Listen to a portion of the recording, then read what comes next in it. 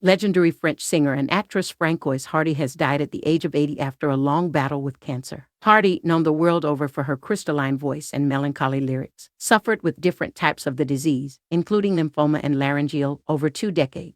It made her a passionate advocate for euthanasia, as she declared her home nation inhuman for not allowing the procedure. Her son Thomas Dutronc, whose father is fellow singer Jacques Dutronc, announced her death in a simple post to Instagram tonight which read, "Mom is gone." Hardy rose to prominence at just 18 with her first hit Tous Les Garcons at Les Fields in 1962, and helped found the Yé-yé style of music, a pop-inspired cultural movement that embraced British and American rock in the 1960s. Her status as a cultural juggernaut saw her schmooze with the biggest names in show business at the time, rubbing shoulders with the likes of Mick Jagger and Bob Dylan. She also worked with songwriters including Serge Gainsbourg, Patrick Modiano, Mitchell Berger, and Catherine Lara. But her life wasn't always so glamorous or happy. Hardy grew up in post-war Paris, an anxious child with a complex family situation, she told the Daily Mail in 2011. The product of a torrid affair between a young woman and an already married man 20 years her senior, her parents raised her while separately. Her mother worked long hours to put food on the table, while her father rarely visited, although he insisted that her mother pay for Francoise to attend convent school. She revealed her grandmother constantly undermined the way she looked as she grew up.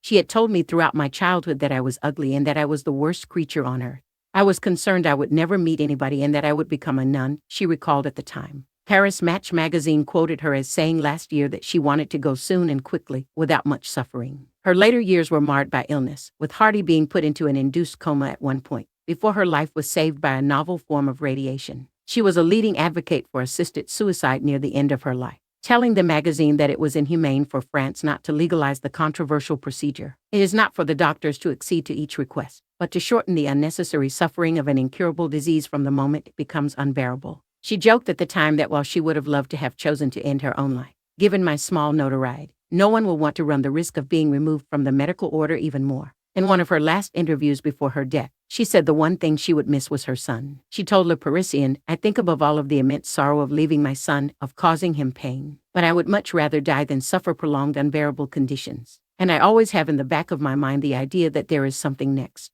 She would regularly visit London at the height of the Swinging Sixties, and admitted that she felt far better in the UK than she ever did in France. Hardy told the Daily Mail in 2011, "From the moment I went to England, I had more confidence. In France, the image I had was of a shy girl, a poor lonely girl and not too good looking. When I went to England, I had another image. I felt the journalists were much more interested in my looks than in my songs." Beyond her songwriting, she was sought after as a model, with Yves Saint Laurent and Paco Rabanne both personally making outfits for her. She also graced the silver screen, starring in a string of films in quick succession, including Castle in Sweden, A Bullet in the Heart, and Grand Prix.